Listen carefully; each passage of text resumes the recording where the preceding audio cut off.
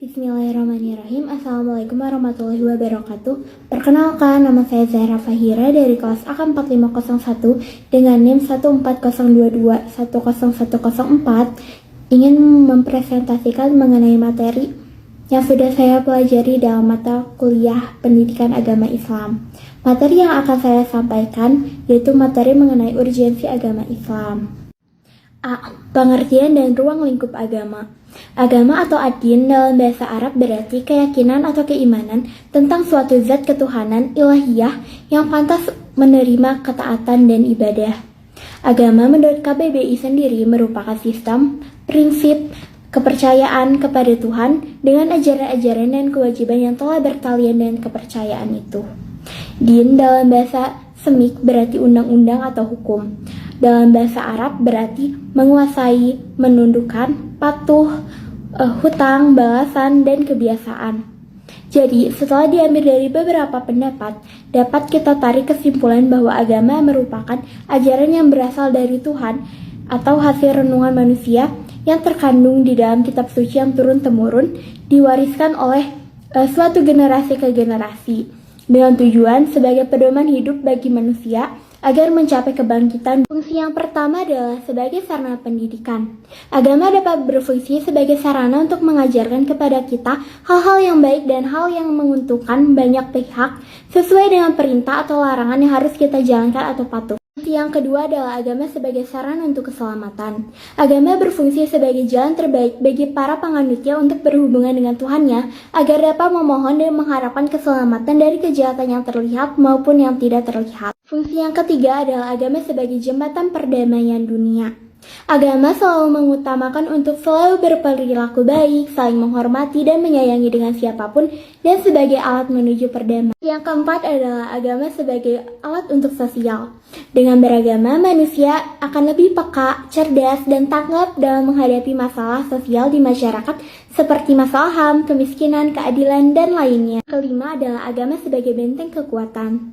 Agama merupakan benteng kekuatan yang tidak mengenal ruang dan waktu, karena berperan besar dalam mempengaruhi perilaku dalam sikap manusia secara individu maupun. Fungsi yang keenam tentunya agama memiliki fungsi untuk manusia itu sendiri, yaitu seperti memberi pandangan kepada dunia bahwa satu-satunya budaya manusia, menjawab berbagai persoalan yang tidak mampu dijawab, memberi rasa kebersamaan kepada kelompok manusia, dan juga memainkan fungsi kawanan sosial. Pada bagian C, kita akan membahas mengenai sistematika Islam holistik.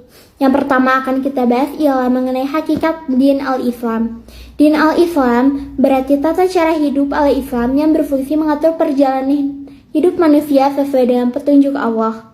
Dengan memaknai din sebagai tatanan hidup, maka yang dimaksud dengan Islam Muslim ialah orang yang berdin al-Islam. Din terbagi menjadi dua bagian. Yang pertama ialah din al-haq, yaitu din yang berisi aturan Allah yang telah didesain sedemikian rupa sehingga sesuai dengan fitrah manusia.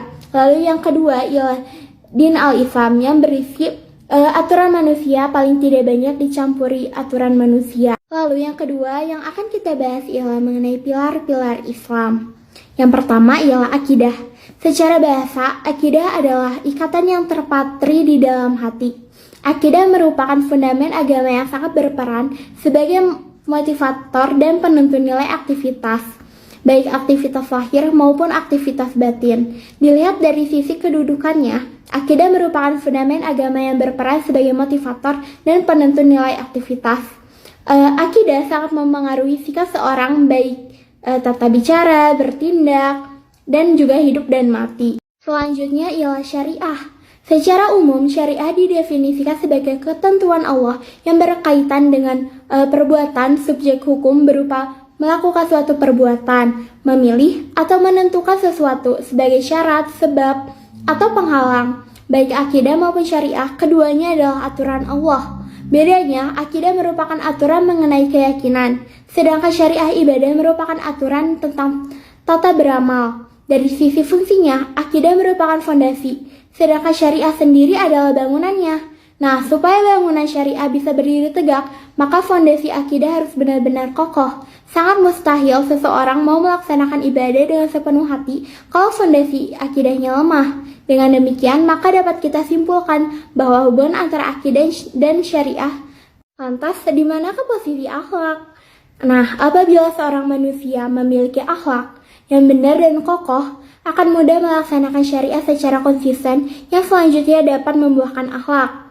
Jika diibaratkan sebagai pohon, maka akidah adalah akar, syariah adalah batang dan cabang-cabangnya, sedangkan akhlak adalah buah.